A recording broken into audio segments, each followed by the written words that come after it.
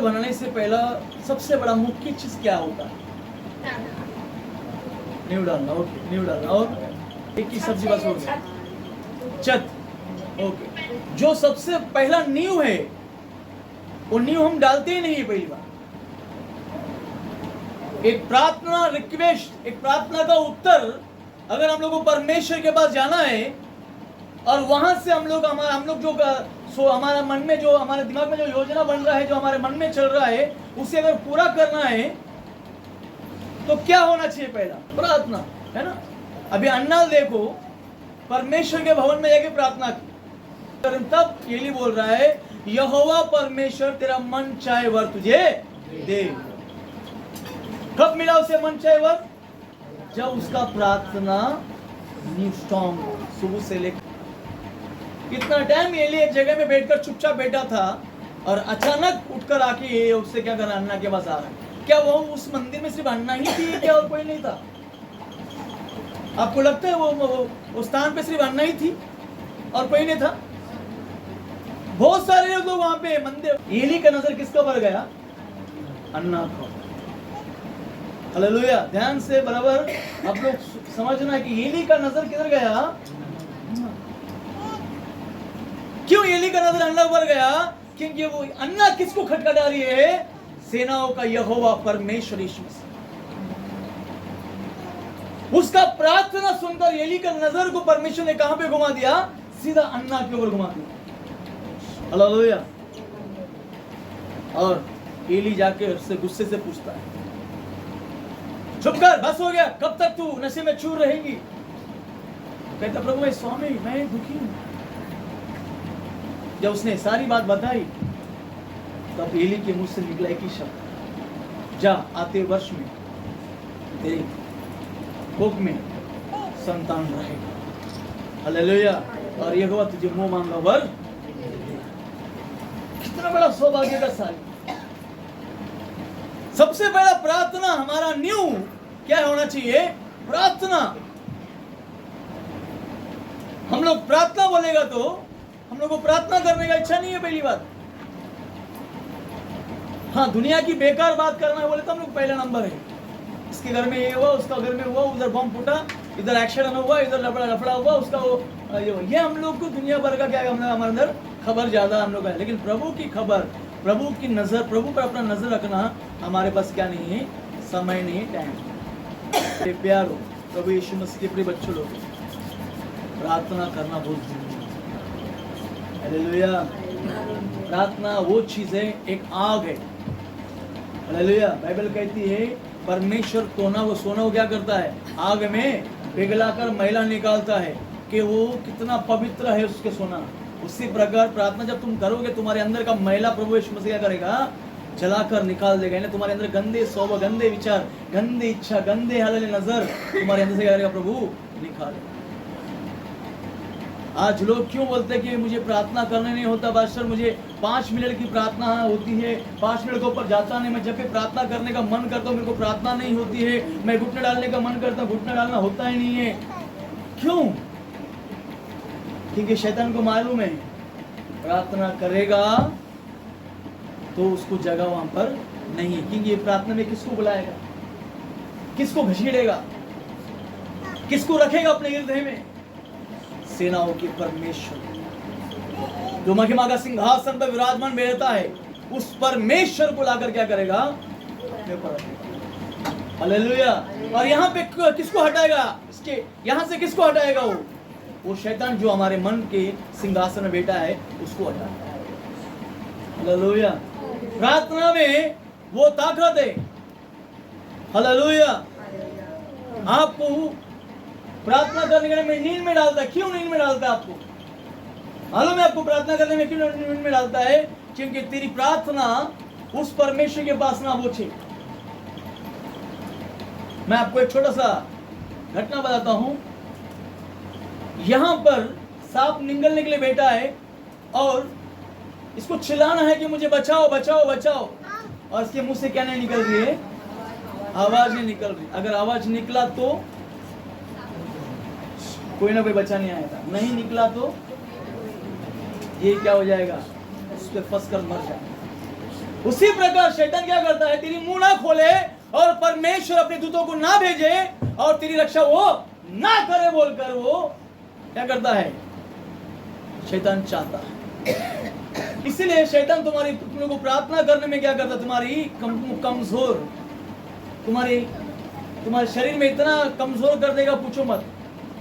अगर ये तुम नींद आ रहा है बोलकर तुम लोग प्रार्थना कर तुम लोग छोड़ दो, प्रार्थना छोड़ दो और मोबाइल हाथ में लो, तुमको नींद आएगा ही नहीं। सुबह तक, सुबह 4 क्या 5 बजे तक हम उसमें लगे रहेंगे, ये घुमाओ, वो हटाओ, इसको हटाओ, उसको हटाओ।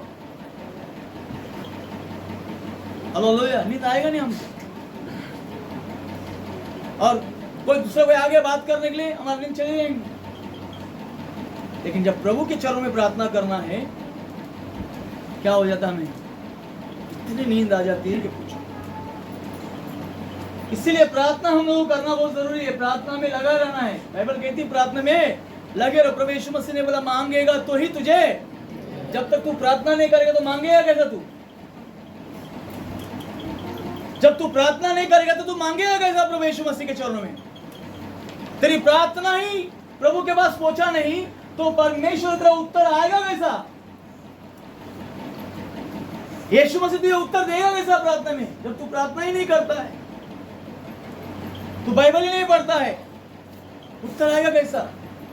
सबसे बड़ा नींव है प्रार्थना। इसी प्रकार प्रार्थना एक दिया है, दिया जलाना है अपने अंदर। दूसरा बाइबल कहती है प्रार्थना एक आग है। प्रार्थना क्या है? एक आग है जो शैतान के सारे षड्यंत्र को जलाकर राख कर दे। हमारे अंदर पहला प्रार्थना करना है। हम लोग बोलते हैं प्रभु सर मेरे को छुट्टी नहीं मिलता, मेरे को ये नहीं मिलता, मेरे को वो नहीं, मेरा काम ये नहीं होता। तू प्रार्थना किया है क्या? हम लोग क्या करते हैं, कभी कभी हम लोग का प्रार्थना 1 घंटा और 1.5 घंटा 2 घंटा प्रार्थना कभी होता मालूम है क्या? कोई चीज मिलना है तब हम लोग लगातार प्रार्थना करते हैं। चलो फादर मैं उपवास रख रहा, क्या फादर मैं वो जमीन लेने वाला हूँ, मेरे को मिलना चाहिए बोल के उपवास रख रहा। स्वार्थी प्रार्थना हमारा, परमेश्वर को प्रसन्न करने के लिए उपवास नहीं है और प्रभु की इच्छा पूछने के लिए हम लोग उपवास करके प्रार्थना नहीं करते हैं। हम लोग क्या करते हैं? स्वार्थी प्रार्थना करते हैं, स्वार्थी प्रार्थना। प्रभु मुझे ये जमीन चाहिए, इसके लिए मैं उपवास रख रहा है ना। कभी डॉक्टर ने बोल दिया था सिस्टर ब्रदर लगता है कि आपको कैंसर रहेगा, इसीलिए रिपोर्ट निकालना पड़ेगा, हम लोग को डाउट है कि आपको कैंसर बीमारी रहेगा बोलकर तुरंत उपवास, ब्रदर प्रार्थना करो, नॉर्मल रिपोर्ट आना चाहिए।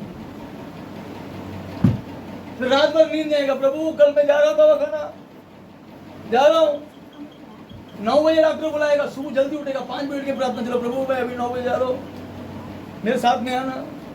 उधर जाने तक यहाँ पे प्रार्थना चलता रहेगा। प्रभु नॉर्मल आना चाहिए, यीशु नॉर्मल आना चाहिए, यीशु नॉर्मल आना चाहिए, यीशु नॉर्मल आना चाहिए। डॉक्टर ने बोला सॉरी आपको कैंसर, क्या प्रभु अपने ऐसा किया? हालेलुया। स्वार्थी प्रार्थना प्रभु नहीं सुनेगा। तू प्रभु को धन्यवाद करता है, प्रभु की महिमा करता है, गौरव करता है क्या? मत्ती का 6वां अध्याय में वहां पर हम देखते 32वां वचन में, संसार की सारी चीज चाहिए मुझे मालूम है, लेकिन पहला तू उसे ढूंढ तो ये सब कुछ मिल जाएगा। पहले हम किसको नहीं ढूंढते? निकालेंगे वचन, क्योंकि अन्य जातियों अन्य जातियों को इन सब वस्तुओं की हाँ खोज में रहते हैं। क्या करते हैं? खोज में रहते हैं। इन सब की खोज में रहते अन्य जाति। हाँ पर तुम्हारा स्वर्गीय पिता जानता है कि तुम्हें इन सब वस्तुओं की आवश्यकता है, इसीलिए पहले तुम परमेश्वर के राज्य और उसके धर्म की खोज करो। क्या करो?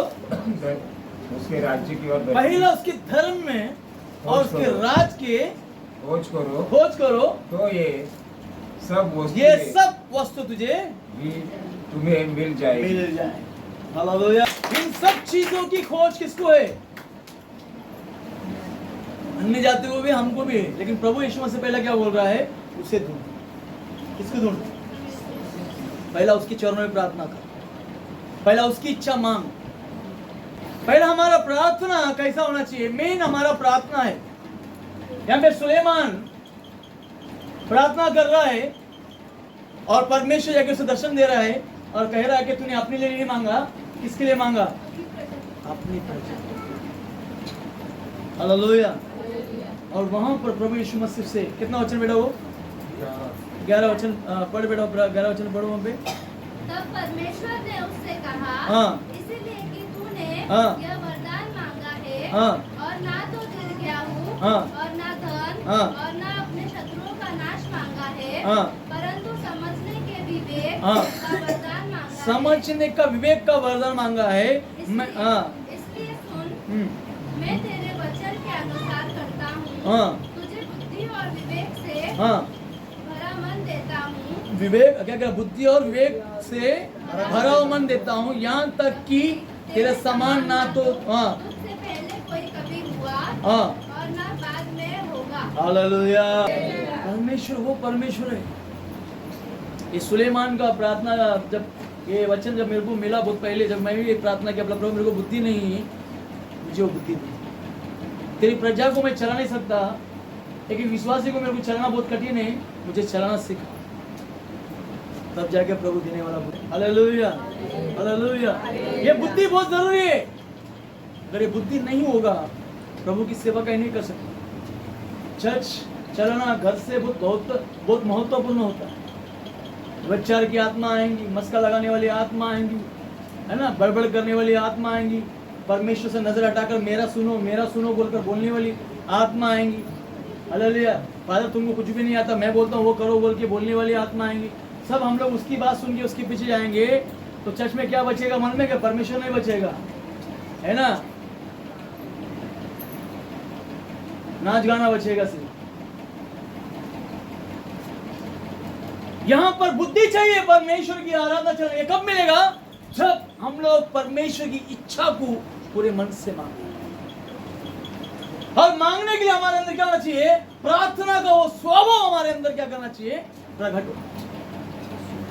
जब परमेश्वर से हम लोग प्रार्थना का स्वभाव मांगने के लिए अपने आप को प्रकट करते हैं, तब जाके हम लोगों को परमेश्वर क्या करता है? बुद्धि के महिमा की प्रशंसा का क्या करता है? एक अभिषेक। प्रार्थना करना बहुत जरूरी है। प्रार्थना ही मालूम पड़ता तेरे अंदर कौन सा वरदान है, कौन सा टैलेंट है तेरे पास। मुझे 4 जगह में भविष्यवाणी हुई। मैं जब भी बोलता प्रभु मेरे को काम मिलेगा भविष्यवाणी तो मैं आगे बढ़ूंगा, मैं ये सोचता था मैं आगे बढ़ूंगा तो भविष्यवाणी दे, ऐसा भविष्यवाणी मुझे होना चाहिए और मेरा नाम लेके बोलना चाहिए, उठ तो भविष्यवाणी करता हूँ। जब प्रार्थना करने लगा, जब भी भविष्यवाणी होता था मेरे को बोलता, सब प्रार्थना खत्म नहीं बोलते प्रभु तेरे को सेवा करने बुला रहा है। मैं हंसता था, आशीष के बारे में तो बोला नहीं, सेवा के बारे में बोला। मेरे को आशीष चाहिए था, सेवा नहीं चाहिए था। प्रार्थना में मालूम पड़ेगा तेरे अंदर कौन सा वरदान है, तू कौन सा वरदान का लायक है, तू कौन सा काम करने का लायक है, कौन सा चीज तेरे को प्रभु देकर क्या उन्होंने